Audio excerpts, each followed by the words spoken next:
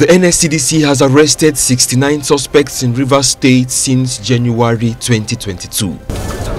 This group of suspects were intercepted in different parts of the state for various roles in the illegal oil bunkering supply chain.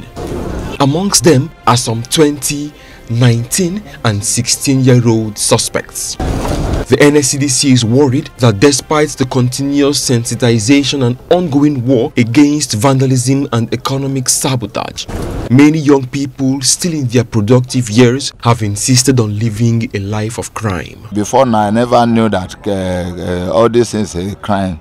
But since I have known, nevertheless, I won't be do that again. In the separate operations that led to their arrest, operatives of the anti-vandal unit also seized 28,000 liters of illegally refined automotive gas oil, also known as diesel. Some of them were intercepted while conveying the products in drums using wooden boats along the waterways.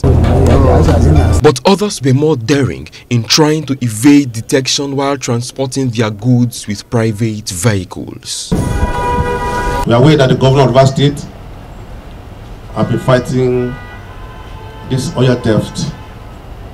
So we are here to support the government of Nigeria and the government of Rivers State to stop bunkering in Rivers State. In Port Harcourt, the conversion of residential buildings to illegal dump sites for petroleum products is also on the increase. The NSCDC sealed up 2 of such compounds, one of which had 3,500 liters of diesel concealed in an underground tank. The warning from the command remains the same: desist from crude oil theft or face the consequences.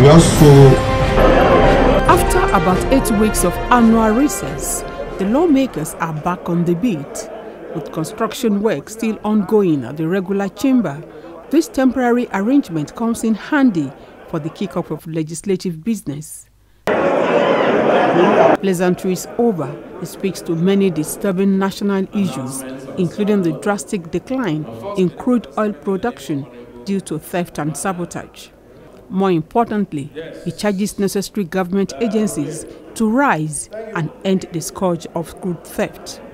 It stresses the need for lawmakers to strike a balance between delivering on their mandates and the political campaigns expected to commence soon. Met with the Finance Minister, the Director of DG Budget, and the Minister of State Budget and Planning. We made it abundantly clear to them that enough of the story about crude oil theft. Nigerians don't want to hear that anymore. Nigeria's rising debt profile, the scope of deficit financing, the lingering ASU strike, and the increased influx of illegal drugs into the country also made its list of concerns. It pledges support for the NDLEA as it battles explosive growth in narcotics. We cannot afford to have a country overrun by the cancer of the drug trade and the devastation it brings.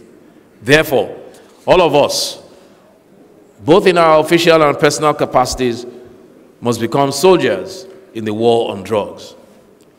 We will continue to support the work of law enforcement to identify and apprehend the promoters of the trade and block their trade routes.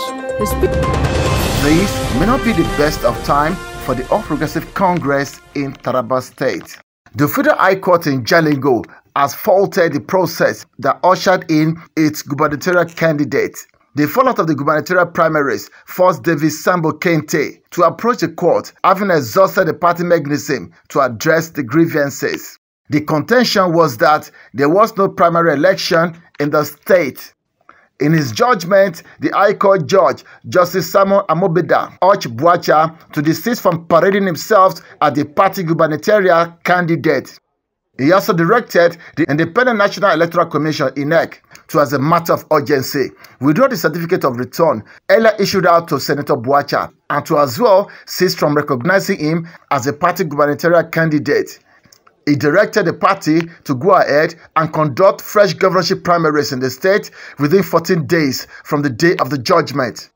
The judge emphasized that the 2022 Electoral Act must be strictly adhered to in the fresh primaries. The judge went ahead to stress that the evidence presented before him indicated that there was no APC governorship primary in the state, said there was no evidence to show that due process was followed.